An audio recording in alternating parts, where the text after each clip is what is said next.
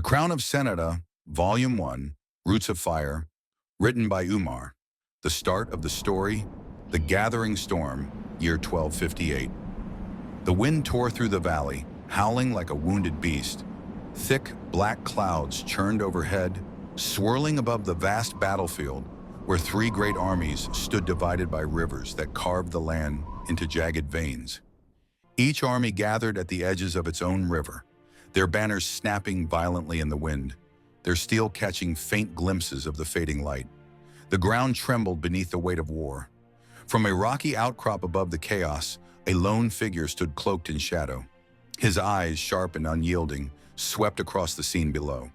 Thunder rumbled in the distance, but it was not the storm that held his gaze. It was the men, three kings, one to the north, armored in black and gold, his soldiers lined in disciplined ranks. One to the west, beneath red banners and horned helms, his warriors bristling like wolves.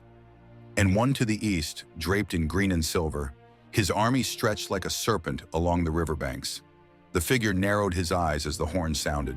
The armies began to move. They advanced toward the bridges, three narrow stone paths that spanned the rivers, their arches slick with mist and rain. The sound of shields banging and war cries rose, cutting through the thunder. Lightning split the sky. The first soldiers stepped onto the bridges, shields raised and weapons drawn. Then the storm struck. A sudden blast of wind swept through the valley, bending trees and whipping banners free from their poles. Rain poured in torrents, drenching the armies as thunder roared. The figure on the hill did not move. "Fools," he muttered.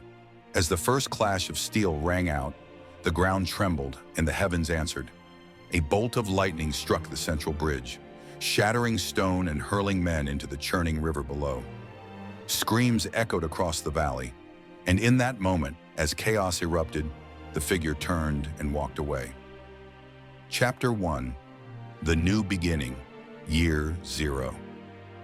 The sun burned high over the desert as Eleverin crested the final dune, his boots sinking into the sand. Behind him, his family followed, their faces hollow with exhaustion. For weeks they had crossed the barren waste, their supplies dwindling, their hopes fraying with each step. But now at last the desert was behind them. Eleverin's eyes locked on the valley below. A green ribbon of life stretched between two hills, with rivers winding through its heart. He exhaled, long and slow. "This is it," he said. Eleonora stepped beside him, her hand resting lightly on his arm. "It's beautiful," she whispered. Eleverin nodded. "It's home." The first hours were spent in silence. The men worked to clear trees while Eleonora and the girls gathered herbs and fish along the river. The sun dipped lower, painting the sky in shades of red and gold. "Cut 12 trees before nightfall," Eleverin ordered, as his sons Aranan, Aiden, and Feltord gathered their tools. Aranan frowned, wiping sweat from his brow. 12? We'll barely have time to finish cutting 6. Eleverin's gaze hardened. "Then work faster." Aiden grinned, nudging Aranan. "Come on, unless you want Father to call you lazy again." Feltord, the youngest, struggled with his axe, the blade catching awkwardly in the wood. Eleverin stepped in, guiding his hands. "Steady now. Watch the swing," Eleverin said, his tone gentler. Feltord nodded, his small hands gripping the handle tightly. Night fell quickly, and the fires burned high. The logs were stacked, the beginnings of a shelter taking shape. Eleverin sat outside the rough walls, his muscles aching, but his heart steady. Eleonora joined him, resting her head against his shoulder. "We made it," she said softly. Eleverin smiled faintly. "For now," Eleonora laughed. "You'll always find something to worry about, and you'll always find a way to fix it." She kissed him lightly and pulled a blanket around them. The next morning, Eleverin woke to the sound of birds and the distant rush of the river. He stretched, the aches of the previous day still lingering, and stepped outside. His sons were already waiting. Aranan adjusted the straps of his pack, while Aiden tied a small blade to his belt. "Stick together," Eleverin said, handing them both a spear.